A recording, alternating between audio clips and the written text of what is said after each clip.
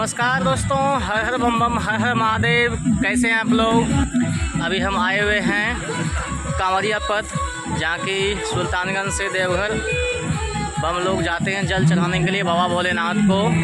तो देखिए अभी दिखा रहे हैं आपको, मेरे ब्लॉग में बने रहिएगा, SK सिंह ब्लॉग में। बोल बम बोल बम बोल बम, हर महादेव, बोल बम बोल बम बोल बम।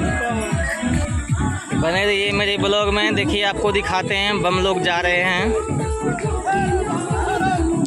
बोल बम बोल बम, हर महादेव, बोल बम।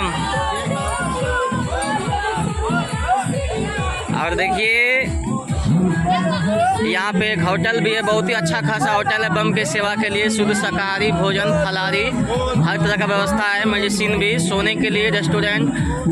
देखिए खाना अच्छा मिलता है यहाँ पे।